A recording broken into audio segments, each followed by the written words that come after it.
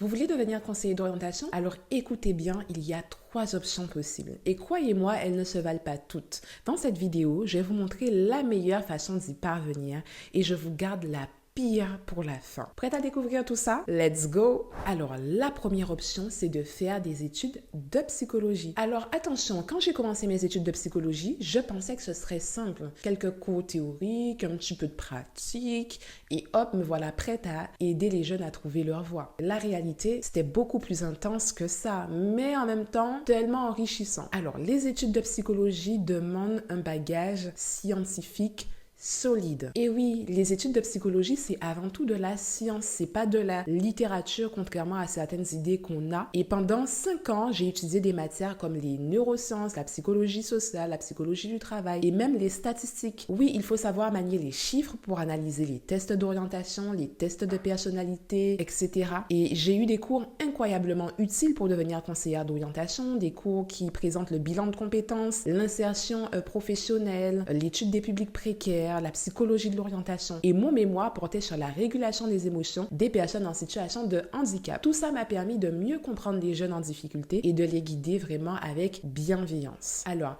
dès votre diplôme en poche, vous pouvez travailler dans les collèges ou les lycées, mais aussi dans les CIO, Centres d'information et d'orientation, où vous accompagnerez les jeunes et leurs parents à trouver des solutions adaptées. Maintenant, pour devenir fonctionnaire, vous devrez faire une 6e année avec des cours et des stages rémunérés. Mais attention, cela vous engage pour 10 ans auprès de l'État. Une décision à ne pas prendre à la légère quand même. Pour ma part, j'ai choisi une autre voie. Donc après 2 ans en tant que contractuel, j'ai décidé de ne pas me titulariser. Pourquoi? Tout simplement parce que j'avais envie d'explorer d'autres horizons, de voir autre chose. Et honnêtement, j'en avais marre de mon travail actuel. J'en pouvais plus, je ne trouvais plus de sens. Et puis après tout, j'avais ce côté électron libre dans ma personnalité. Donc je me suis lancée en tant que conseillère d'orientation indépendante. Alors, les inconvénients de cette première option, c'est que c'est long, c'est très long les études de psychologie et vous pouvez passer par des échecs. Moi-même, j'ai redoublé ma 3e année de licence de psychologie. À ce moment-là, j'ai cru que je n'y arriverais jamais. Mais finalement, j'ai persévéré avec de la motivation, une bonne vision, on arrive à atteindre ses objectifs. Alors, au niveau des avantages, je dirais que vous obtenez un bagage solide pour accompagner les jeunes, mais aussi les adultes en reconversion ou encore des profils plus spécifiques. Donc, par profil spécifique, j'entends aussi des profils de publics précaires, des profils de jeunes HPI, TDAH, enfin bref. Vous avez les bagages pour accompagner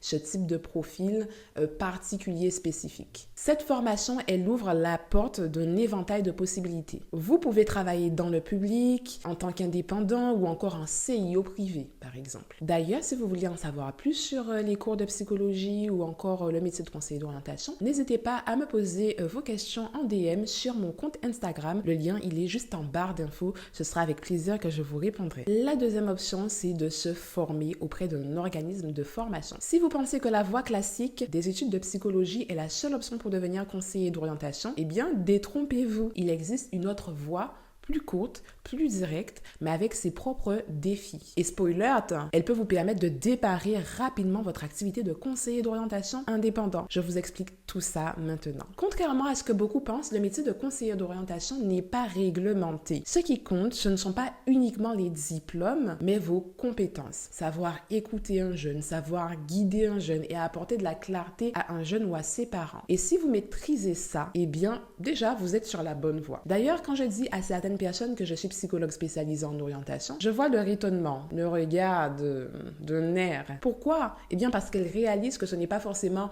un prérequis. Ce métier est avant tout une affaire de posture, de méthodologie et pas seulement de titre ou de diplôme ou encore de titre académique. Être conseiller d'orientation, ce n'est pas seulement suggérer des métiers ou des filières. C'est savoir écouter en profondeur, savoir poser les bonnes questions, les questions pertinente pour pouvoir permettre aux jeunes d'avoir ces déclics. C'est savoir également utiliser des outils concrets pour aider le jeune à se trouver. Il faut une vraie méthode et des bases solides en psychologie pour comprendre la personnalité et les aspirations d'un jeune. Et c'est exactement ce que j'enseigne dans ma formation pour devenir conseiller d'orientation indépendant. Depuis l'année dernière, je forme des conseillers d'orientation indépendants en leur apprenant tout, la psychologie de l'orientation, la psychologie de la personnalité et des outils concrets pour pouvoir accompagner un jeune de A à Z. À la fin, vous obtenez une attestation et un certificat de réussite attestant que vous avez bel et bien réussi votre formation avec moi. Mais attention, ma formation ne s'arrête pas à vous apprendre le métier. Elle va beaucoup plus loin que ça. Elle vous forme aussi à en vivre, car on ne va pas se mentir. Savoir accompagner un jeune, c'est une chose, mais savoir attirer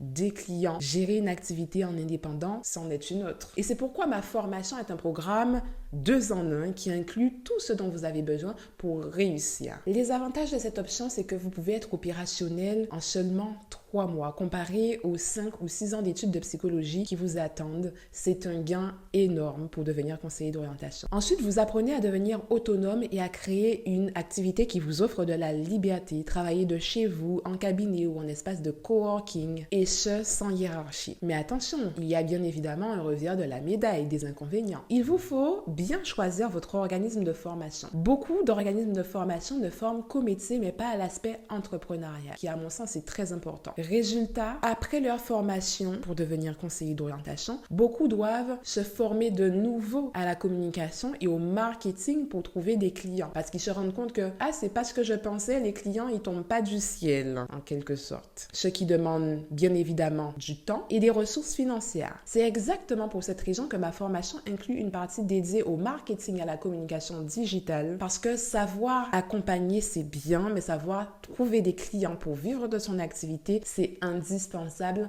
pour vous. D'ailleurs, pour vous lancer, j'ai créé un guide gratuit exclusif dans lequel je vous explique tout. Dedans, je partage les outils que j'utilise chaque jour, leurs coûts, les étapes également pour structurer votre activité. Téléchargez-le gratuitement, le lien est juste en bas, en barre d'infos. Et n'oubliez pas, si vous êtes motivé, il n'y a aucune raison que ça ne fonctionne pas pour vous. 3e et dernière option, ne pas se former. Vous vous demandez peut-être, mais est-ce nécessaire vraiment de se former à l'orientation si je veux devenir conseiller d'orientation, par exemple, indépendant? Eh bien, il existe des ressources, des livres ONICEP, maintenant on a ChatGPT. Alors pourquoi investir du temps et de l'argent dans une formation? Erreur! Je vais être honnête avec vous. C'est tentant de penser qu'on peut s'en passer, mais c'est aussi la pire des options. Je vous explique pourquoi. Déjà, lorsque vous ne vous formez pas, il y a un problème de légitimité. Imaginez-vous démarrer sans formation. Vous aidez un jeune, mais au fond, vous doutez. Vous doutez de vous, vous doutez de ce que vous lui donnez comme information. Pourquoi? Parce que vous savez que vous n'avez jamais appris la bonne posture. Vous n'avez jamais appris la bonne méthodologie et vous n'avez pas forcément les bons outils pour l'accompagner. Et ce manque de légitimité se ressent. Et si vous doutez, les parents et les jeunes le ressentiront aussi, alors que votre but est de leur apporter de la clarté et de l'assurance. Et si vos élèves ne trouvent pas finalement leur voie, et si vos résultats sont décevants, non seulement vous risquez de perdre leur confiance, mais vous passez aussi à côté de ce qui fait la beauté de ce métier. Voir un jeune s'épanouir réellement grâce à vos conseils. Et sans formation, les bases vous manqueront et en fait,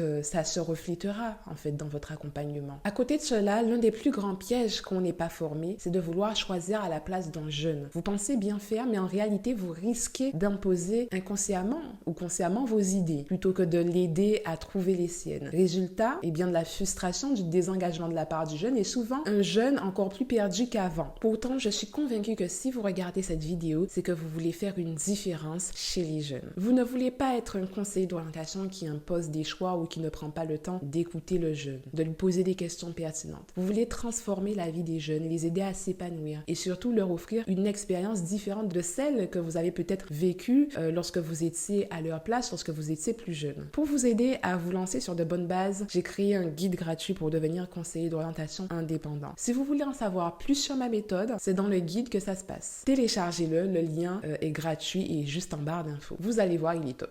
Alors, on a vu ensemble les différentes options pour devenir conseiller d'orientation. Que vous choisissez la voie des études de psychologie, une formation professionnelle ou même une combinaison des deux, une chose est sûre, ce métier peut transformer des vies et a un réel impact sur les jeunes. Et maintenant, j'aimerais que vous preniez un instant pour imaginer quelque chose. Imaginez dans 10 ans ou même dans 5 ans ou moins en réalité. Un jeune vient vous voir, vous regarde dans les yeux et vous dit « J'ai trouvé ma voie, je suis trop content, je suis épanouie dans la filière dans laquelle je suis. Merci encore pour tout. À quel point seriez-vous fier d'avoir fait cette différence dans sa vie? À quel point seriez-vous heureux de savoir que vous avez contribué à son épanouissement? Alors pourquoi attendre pour commencer à changer les vies? Ce type de message, je l'ai moi-même reçu de plusieurs étudiantes et c'est très gratifiant. Ça fait vraiment chaud au cœur. Alors n'hésitez pas, faites le premier pas dès aujourd'hui. Téléchargez votre guide gratuit en barre d'infos et commencez à construire votre propre carrière avec ce métier passionnant. Et maintenant que vous avez toutes les clés en main, il ne vous reste plus qu'à choisir la voie qui vous correspond le mieux pour pouvoir réaliser votre rêve et devenir conseiller d'orientation indépendant. J'espère que cette vidéo vous a été utile et serein. Si oui, alors abonnez-vous pour recevoir d'autres vidéos du type mindset, orientation, entrepreneuriat. Sur ce, je vous dis